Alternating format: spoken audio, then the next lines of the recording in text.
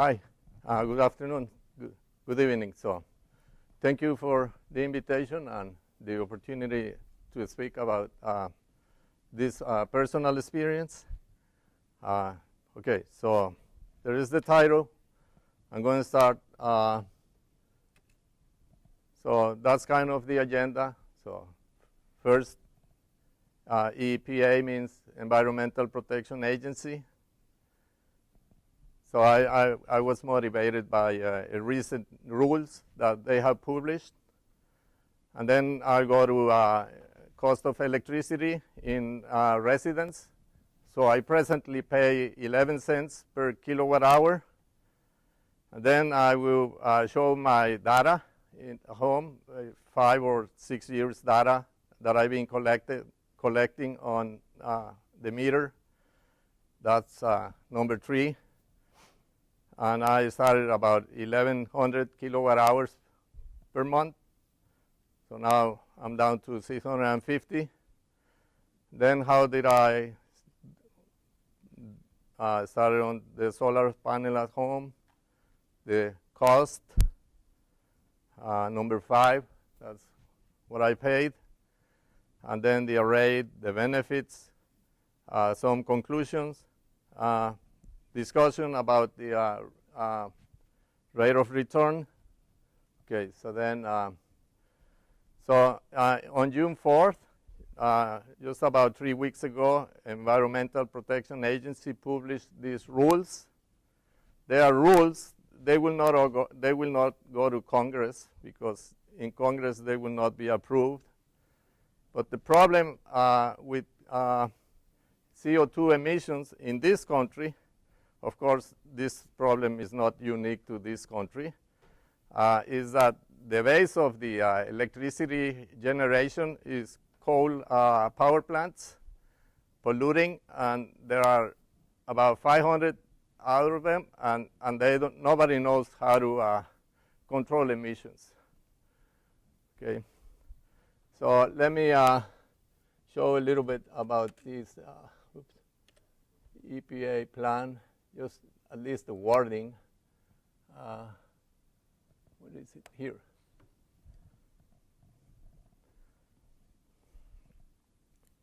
So they open a plan until 2030 and to cut down CO2 emissions from coal plants.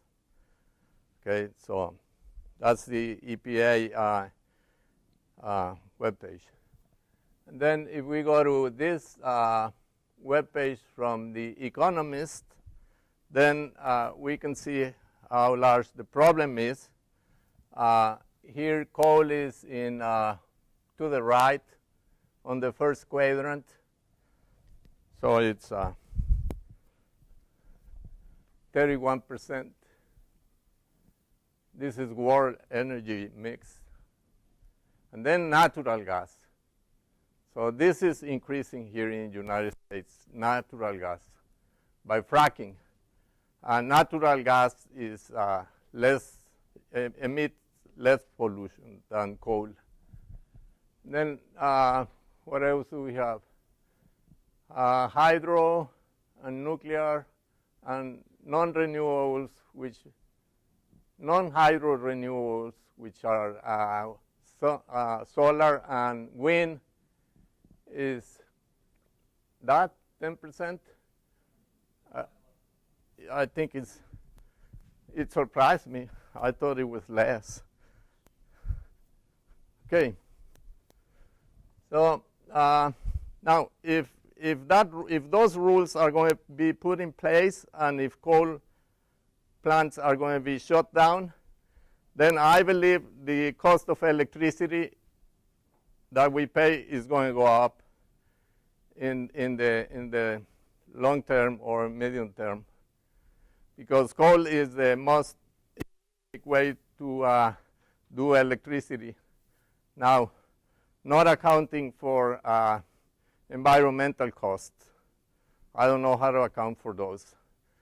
But not accounting for that, coal is the base of the electricity economy.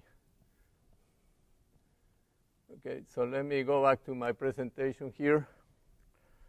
Okay, so then this is, so I was here. All right, so that's my story from Magic Valley Electric Co-op. So basically 11 cents per kilowatt hour. That's cheap. In Europe, they pay much more. In California also. I asked in Mexico, Mexico pays a little bit more. So here in Texas, we are the energy state, the fossil energy state, so that's cheap. Okay, and so that's my data from my home. So it started in 2007 up to November 2013. It tells if there are 3 or 2 people living, my wife, myself, my son. Then summer, and then over here, November 2012, solar panels came in, and then the energy went down. So we were around 1,100 kilowatt hours per month, with variations in summer and also variation according to the number of people in home. And then some data missing here. Of course, winters. Well, we also use electricity in winter. During cold days, we turn on the heat, and then there be some winter months which also have spikes. But anyway, here solar panels went down, and then we immediately saw this is the winter months, and then it was very good immediately. However, in summer, we have that spike back to the 1,000. Okay, so that's good data. So I have a few questions. Let me ask you a few questions here before I go any further, and those would be like this. Okay, so please raise your hand. How many of you know the name of the utility serving your residence? Okay, oh, that's good. Okay, so one more.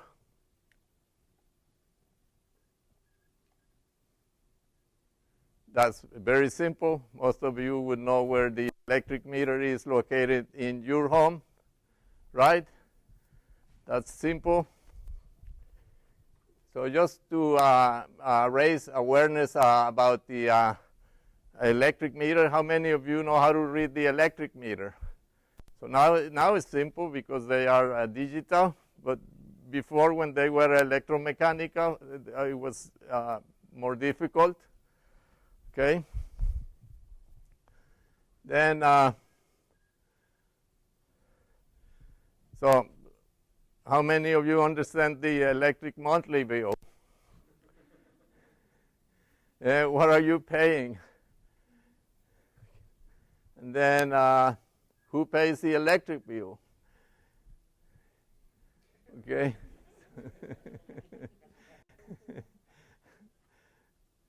And then this is technical. Okay, how much do you pay for the kilowatt hour? You know? 11 to 12, 13, 10. Okay, so it varies, okay? In 11 cents, I put everything, okay? The complete bill. But there are also a little bit of taxes there, and service. Well, the service fee is we pay that because they are renting us the meter. Well, so I put everything in my 11 cents, and then so that's that is technical. So 1 kilowatt hour is 3,600,000 joules, and then if we divide that approximately by 5, so it's going to be 720,000 calories. Okay, so we pay 10 cents for that. It's very cheap electricity if you think about it. If you go to the rec center and get on those machines, okay, and if you put a generator on that, it would take you, for any human normal, it would take us about 13 hours to produce 1 kilowatt hour. Okay? So electricity is the cheapest form to distribute energy right now. Okay? So let me go back to the presentation. Okay, so here I was here. Let's see. Okay. Good. Okay. So then, so that's me. So here I take 1100 in my memory, and then so what do we need to know in order to do solar panels at home? So first, location. So then we will go and Google our home. Next, what is the utility serving my home? What alternatives do I have in utilities? This is very important because not all utilities are the same with respect to the way they treat generation. Every utility requires an interconnection agreement with the residents, because there are issues on safety, and also there are issues on continuity of reliability. So every utility requires to sign a interconnection agreement. And then also in that interconnection agreement, there will be an information about the commercial agreement, meaning how are they going to pay or not for energy going from the solar panels to their network. So how are they going to do that? Okay, so so let me show. Let me see what do I have here. Okay, so this is my Google map at home. Okay, so this is where I live. Okay, and here are the solar panels on the yard, on the garden. So this is the front. Now the only I don't have good roofs for solar panels, because this roof over here, which is clear, is facing north. Okay, and here we can clearly see how is shadow during the morning or day hours and on winter. So I wouldn't place the panels on this roof. So then I have to construct something, a pergola or a canopy in the garden, and then we put 14 panels. Okay, so let me show you some pictures on that. Let me see. So here I am. Oops, sorry. So that's the only maintenance I do on them. So this is the pergola, and then we built, we put a nice floor, and then so here I'm doing washing, and then next. Okay, so that's a net meter. So net meters is special meters in the case for residents who have a generation. So that meter can record or measure three types of energy. Energy being imported into the home. Second, energy being exported out of the home from the panels. And third, the difference, the net. Okay, so it's called forward, back, and net. Forward, reverse, and net. Okay, then that's my daughter also working on the maintenance. Okay, so let me see what else do I have. So that's the pergola and the floor, and then that's what it looked when we didn't have a floor. We didn't know what to do with that garden at that time, so at this time we did. Okay, so then let me go back and see where am I? Over here.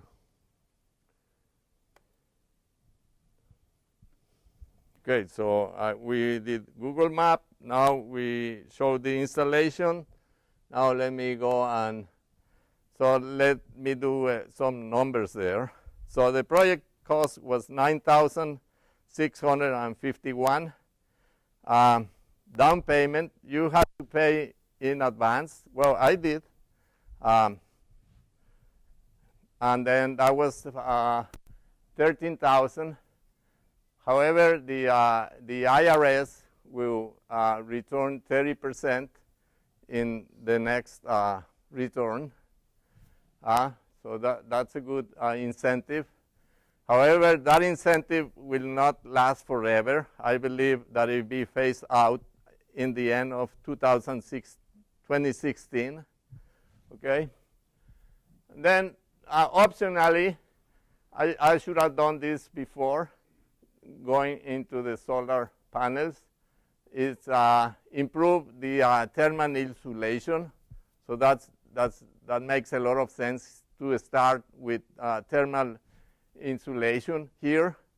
So my home is not very big. It's only about 1,600 square feet. So I had to pay about this. And then I got this refund. So that costed about $2,500. So in my calculations, I am only including those 13,800. Then okay, so now let me show you a little bit about the components. So we got microinverters, and then 14 solar panels, the net meter. Okay, so then let me go back to the pictures. So here I have, so the microinverters, they look like this. So, okay, maybe next. So that's every panel has a microinverter. 14 panels, 14 microinverters. The function of the microinverter is to convert the electricity from the panel, which is DC, like batteries, to convert it into AC, which is what we need for home, to alternating current. So every panel has a microinverter.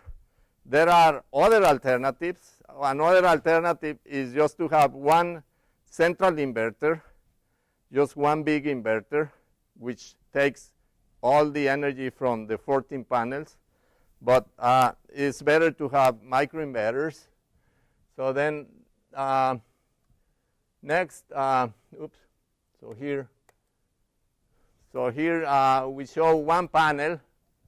So these are the individual solar cells. So almost all this surface belongs to one panel.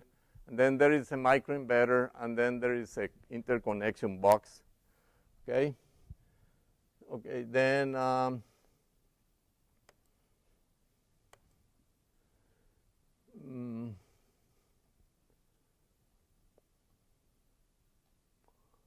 from interface there. Okay. So I was here. So the array. Okay. So now I want to go to this.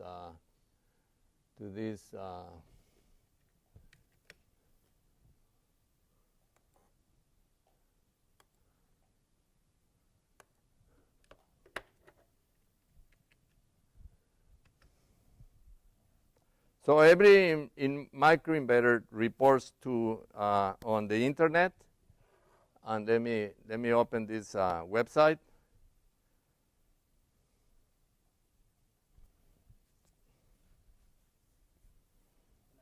You have questions? Okay, so I need to log in.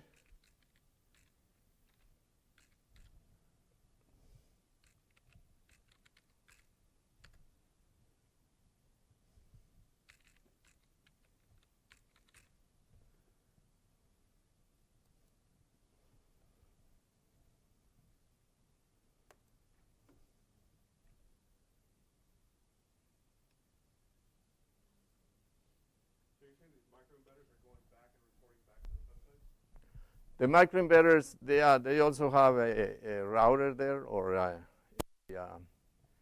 internet-enabled electronics.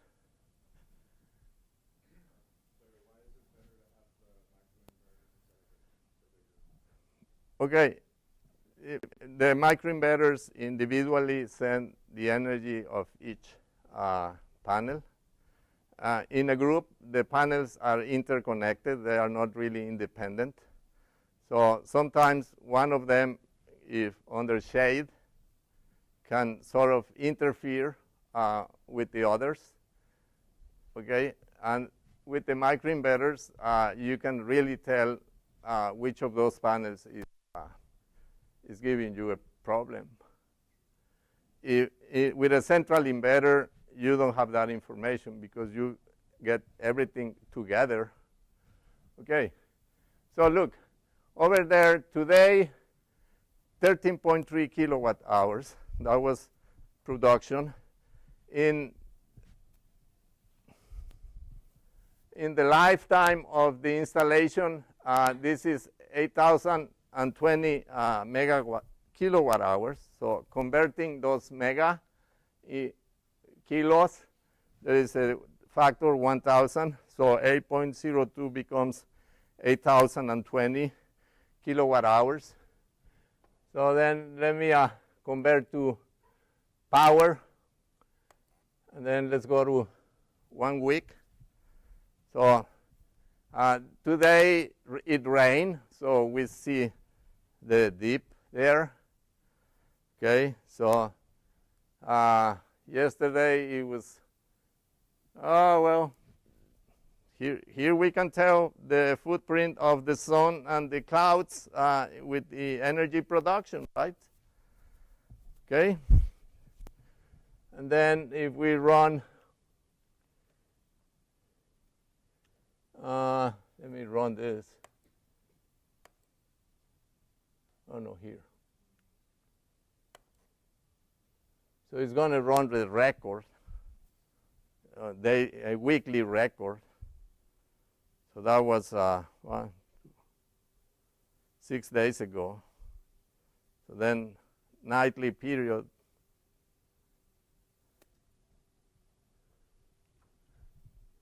Is it ever possible to generate more than you use?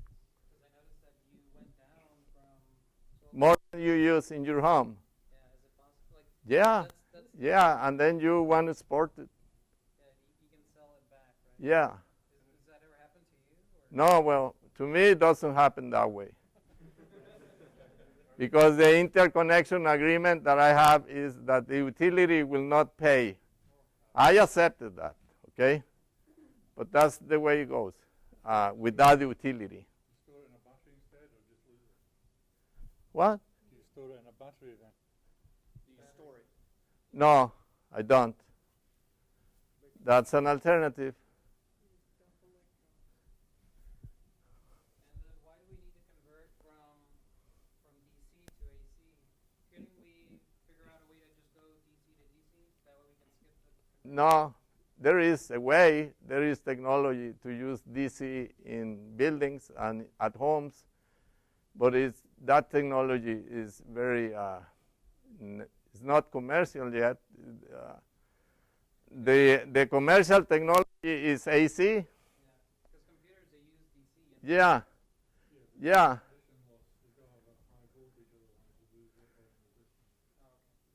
No, you can really wire a residence or a home with DC, all DC, but it's going to cost more.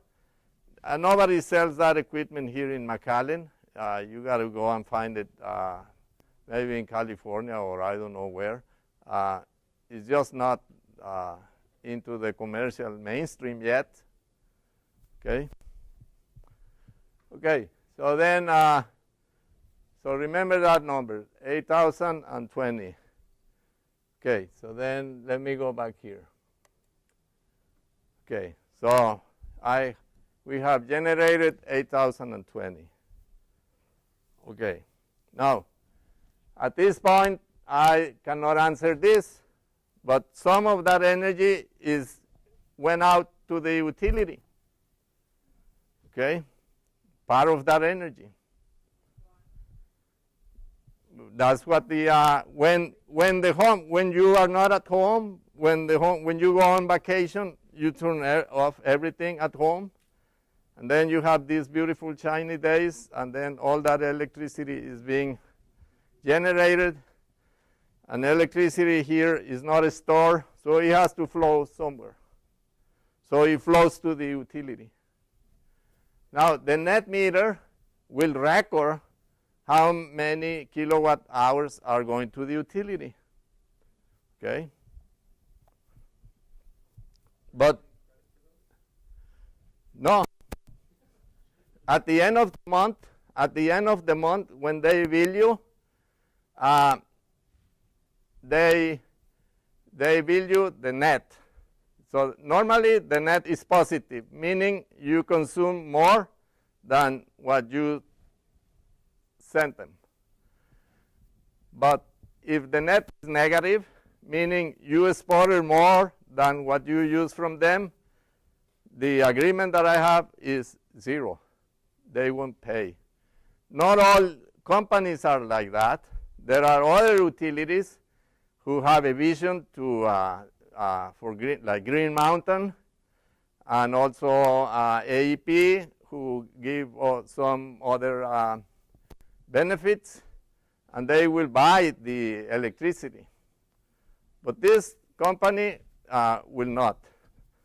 Okay, so then this is going to be my worst case scenario. From this, at 11 cents, okay, so then the next question is how many years related to the amount of money that I paid, and then I came to 16 years. The lifetime of the solar panels is? More than 20?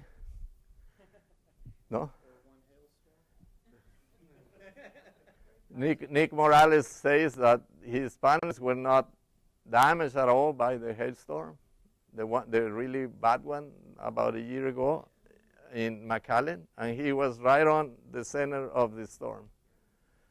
But this is a worst case scenario, okay? Because some of these kilowatt hours went to the utility. So it's probably less. I mean, my research has showed that solar panels tend to only last 20 years at best. Okay. Proper maintenance. So you're netting 4 years of profit, $3,000. According to this, $3,500. yeah. When I did the first calculation that I did on paper, I had about 11 years, the payback. Well, really doing better, because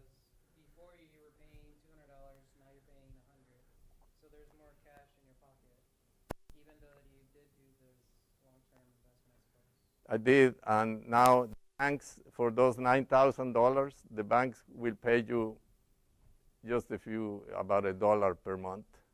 Is there a decline in how many solar panels you get to your payback time?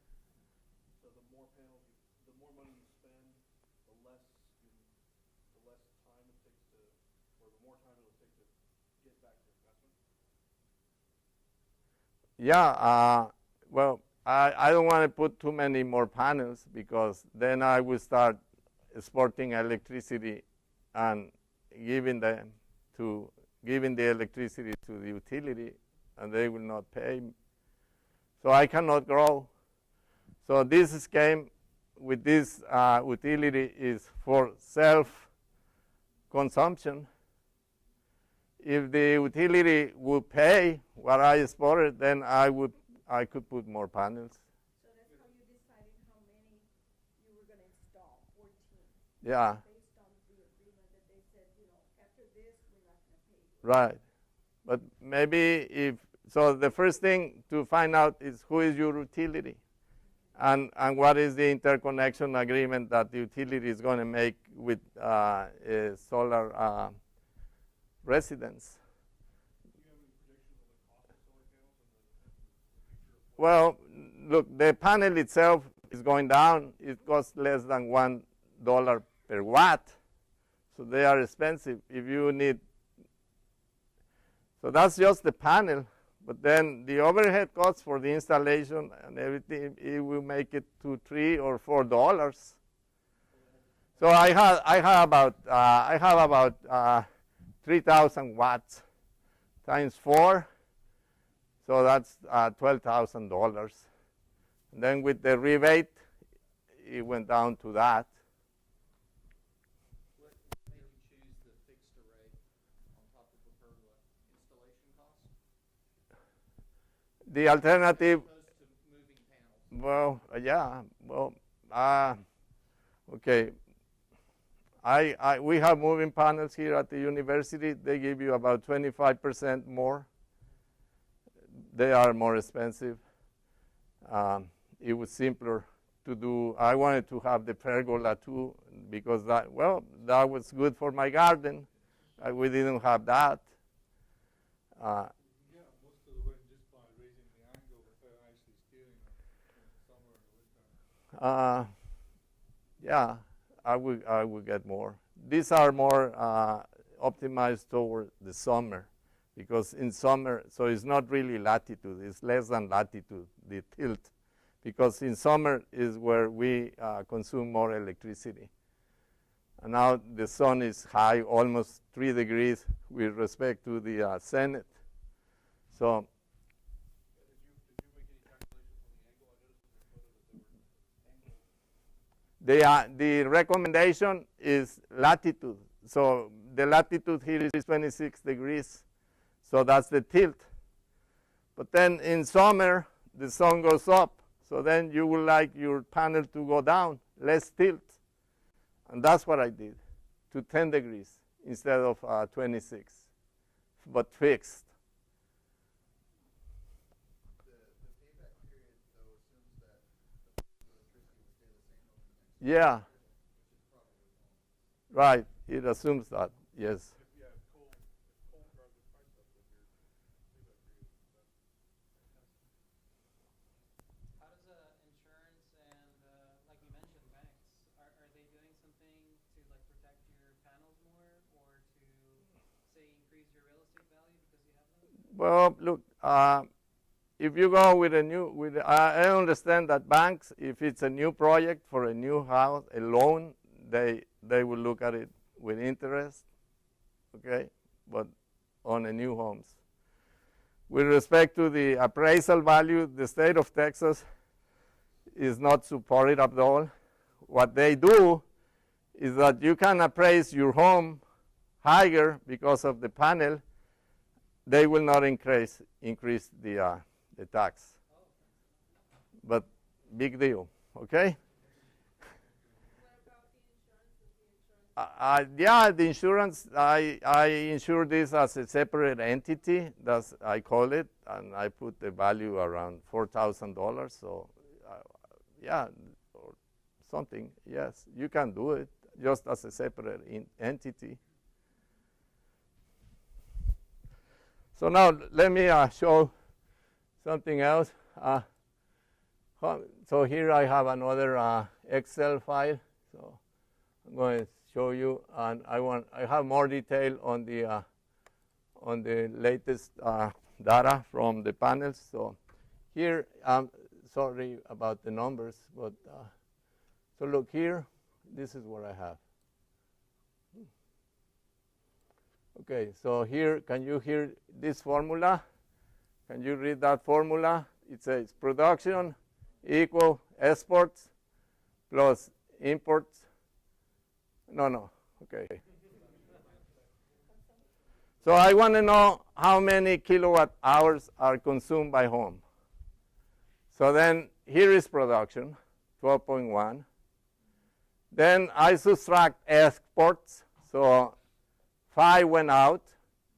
So then I have 7 left. And then I have 34 imported from the company. So on this day, which was yesterday, the consumption was 41 kilowatt hours at home. Okay, so now I have here the average of that consumption, all these numbers in column number P.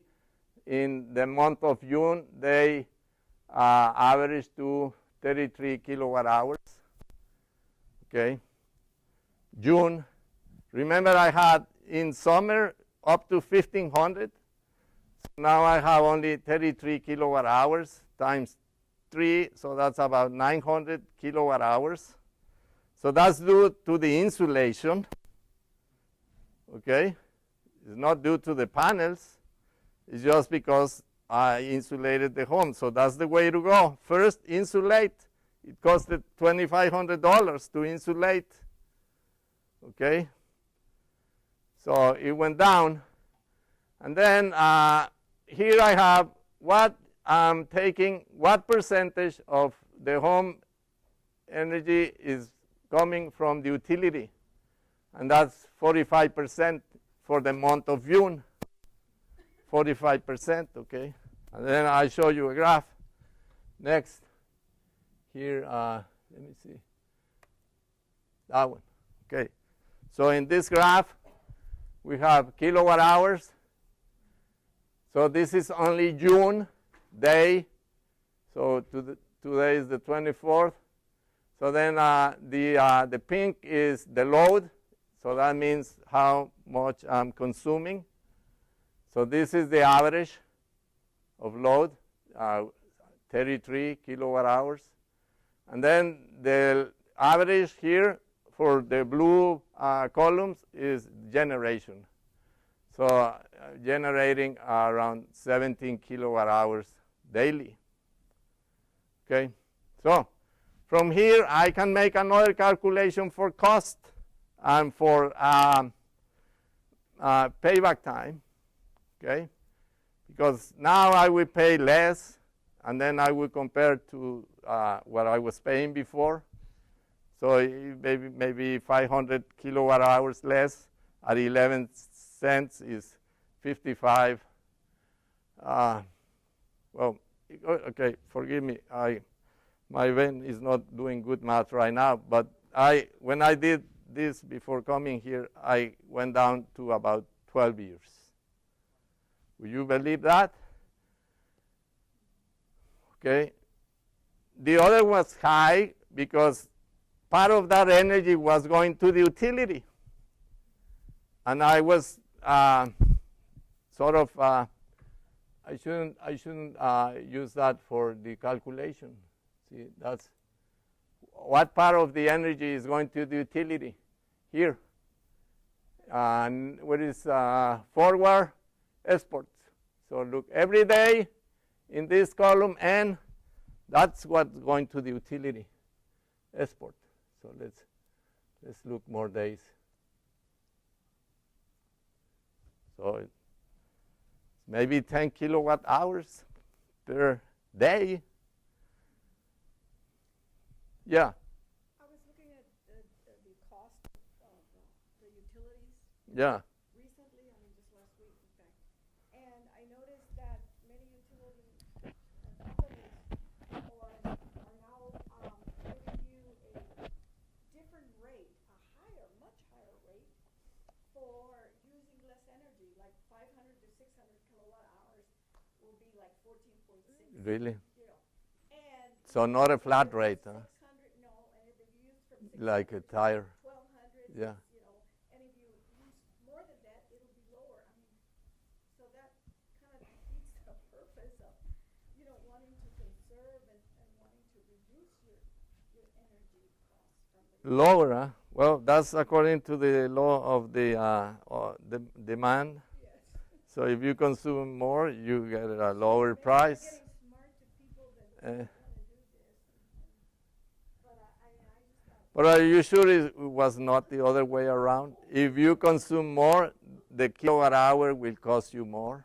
No, Yeah, I've seen that too. it was actually less. I mean, it was actually less if you, and so I looked at our bill. Well, that's not what our utility So company you does. have a flat Staying rate. It's called a flat rate. Every kilowatt hour is the same, no matter if it's the first one in the month or the last one. So you kind of have to read the details of what their offer is because Yeah. otherwise, How often were you maintenancing it? Not today. It rained. About once a week. Oh, you're having to wash them once a week? I do. Maybe once every 2 weeks. Sundays, I wake up Sunday mornings. The day is shiny. I have fun, and I wash them. What does that consist of? Just spraying it off with a power washer? Yes. That's it? Yes. How much is one battery to store the energy? How much? Batteries, they cost, well, the deep discharge batteries, large one, they cost $300. Lead acid's the most cost effective. You got a lot of capacity in lithium, but they're not all cost effective. Hmm. I just paid $300 for 20 amp hours at 36 volts. Hmm. Kind of scary. So it doesn't make the bicycle. Yeah, whenever we have effective storage, then we'd go there, of course,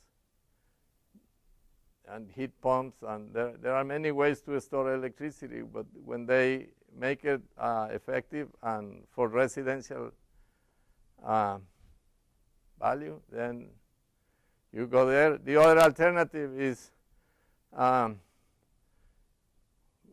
I'm not sure if it's a good idea or not, electric cars. That's another way to store the energy. You're using the national grid as a big battery, aren't you? You're feeding the electricity back into the grid. Well, that's how it works right now. The grid, the grid doesn't store energy. Right. You create it and you use it. Otherwise, it's just gone. Actually, it does in places. They pump water back up hills Oh yeah. in some They places. even have the Yeah. fresh bedrock that they can pump into it, and then they can. Yeah, the utilities are looking into energy storage. Utilities spend $1 million on wind farms, solar farms. So for them, it makes sense to store.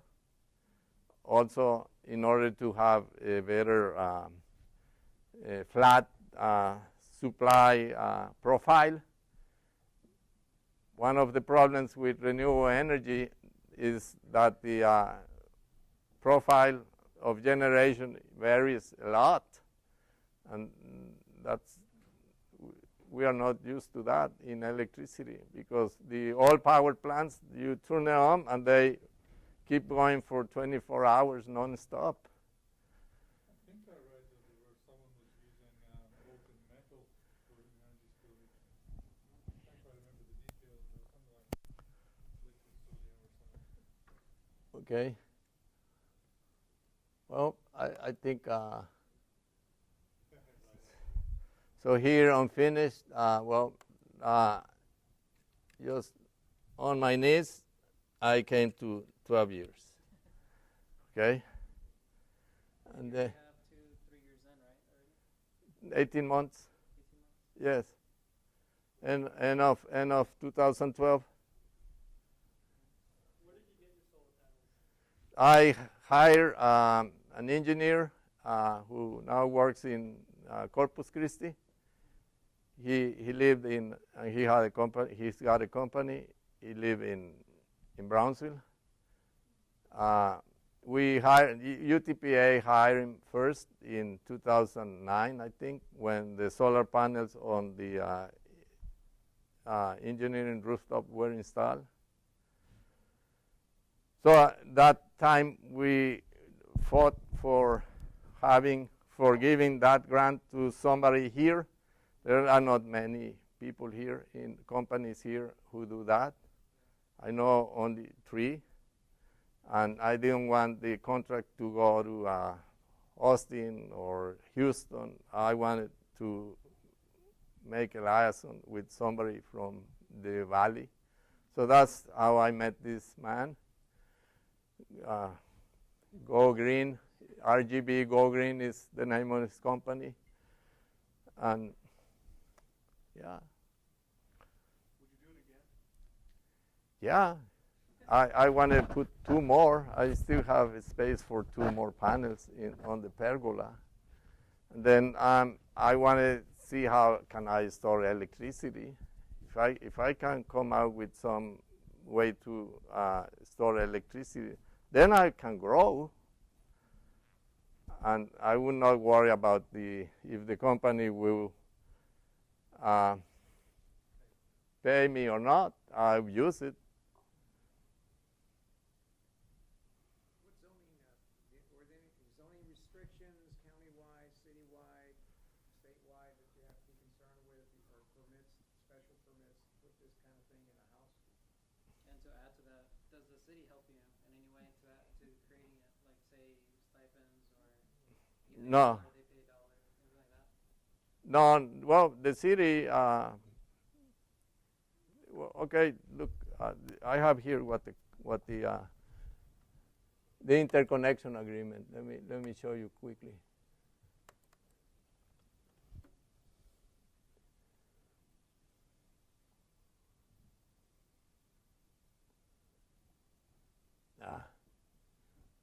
Accept Might be a hack. or decline? Yeah, go for it. What? Yes, accept. Okay, so here are the. So the name of the company is SPI Go Green, right here. Now called Bodin. Okay, then estimated load information, generator data, reactance. So this is the agreement with the utility. Inverter data here. So here is the inverter data. Power circuit breaker. So they look at the panel board in your home. What's the voltage of your panels? The voltage. These panels are 240 watt each, and they work around 36 volts. Okay, so that's what I have, 3.36 kilowatts. So that agreement went with the company, with the utility. And then, well, just some little bit of civil engineering there. And then the frame, the attachment. You need to provide them how it's going to be laid out. Yeah. What's it to them? Like, why would they care if you designed it with plastic? Well, you can be a liability to your neighbors. Oh. If you got a panel flying out of the of your home and goes and hit your neighbor. More for setbacks and easements. Any final questions? So here are some mechanics. Look, and then an electric diagram.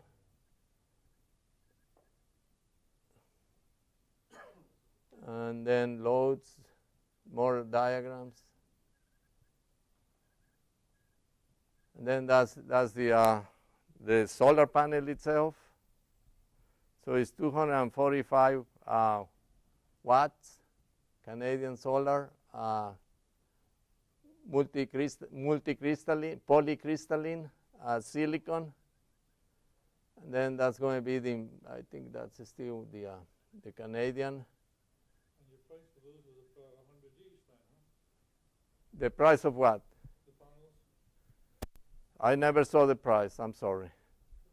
Oh, I thought you said there were 14 panels for 13,000 or something. Yeah, but with the installation.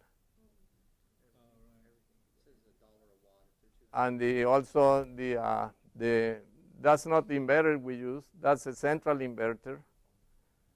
We use microinverters.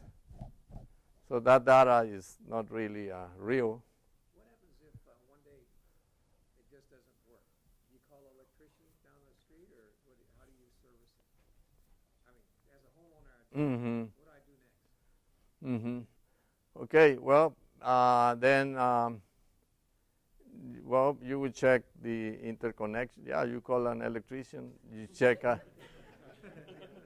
Well, I mean, I tell you what I would do, but I'm an electrician. Okay, so, are you? What would you do? What kind of what kind of answer do you want? Well, I guess I would call a local electrician. Yeah, yeah. I really wouldn't, once it got installed, I'd say, wow, it's not working today. Yeah, so you go into the interconnection in each panel, and then with a voltmeter, and then look at if there are volts there or not. Most electricians here wouldn't know what to do. They wouldn't have a clue looking at it. Yeah, well, but they can call somebody. They can call somebody. Your proponent of contacting a local company, whoever installed it would probably be the best source for servicing. Yeah, I have a few contacts. Well, this guy, Gianluca, he lives in Corpus Christi, Gianluca Ferrairo. And then last Thursday, Marianella Franklin organized an energy workshop here in UTPA. And a company from Westlaco came. So I have their business card. And they install and they sell solar panels. Is that the one that did Dr. Monta's house? Monta was by the Italian, by Gianluca Ferrairo. Yeah. They're still here. Who? The company? No, that's the one that moved to Corpus. Okay. Do they have warranty? Yeah, right now industry warranty is 10 years. For panels. Did the installer mention anything about the efficiency of the panels? My understanding is that as the temperature rises, the efficiency decreases. Yes, that's. Is there anything like water cooling or something like that to improve it? Yeah, that's right. The efficiency goes down in hot days, and in cold days, the efficiency goes up because the material is resistive. Okay, now about cooling the panels, yeah, it's a good idea, but I don't know if it will be practical. You need to install a spray system on them, and then I guess in this canopy it will not be very difficult because I can do it from underneath. Yeah, but you wouldn't spray. It actually encloses the water and you'd use it to heat your water up as well, so you didn't need to heat the water up with electricity. Okay. No, serious. You wouldn't spray, no? What would you do? You'd put a box over a glass maybe an inch deep and feed water through it, and the dark panel and the sunlight will heat the water up as well, Mm. and then you can use it for your hot water supply. Yeah, okay. Have ever somebody tell you that idea? It's been done quite a bit. Oh, really? Okay. You said that you got a tax A refund. rebate or a refund. It was not a tax credit that they gave you? Well, yeah, I guess it's a tax credit. Look, if I said my income was 100,000, and then I spent 15,000, they put it into the ledger, and So it was in the form of a tax credit. So yeah, really, in the tax credit in the IRS there is a clause for energy improvement or energy something. It says there, and over there the CPA would write what's the cost, and I don't know how they work out everything, but a tax credit is usually worth more than the regular. You know, you think 13,000 minus 4,000 equals 9,000. But a tax credit actually, depending on what your tax rate is, would benefit you more, especially if you're in a higher tax bracket. I wouldn't mind getting a $4,000 tax credit. well, I was very happy to get that money back, and and I didn't ask for the more. Would it be spread over like 2 years? Like if you didn't want to do it all at once, would IRS allow you to do it over 2 years? I don't know what for.